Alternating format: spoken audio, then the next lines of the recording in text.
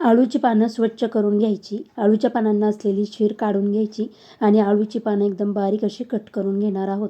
मिक्सरचं भांडं घेऊन त्यात हिरवी मिरची, आलं, लसूण, जिरे, ओवा, कढीपत्त्याची काही पाने टाकून पाणी न घालता आपण वाटण तयार करून घेणार आहोत.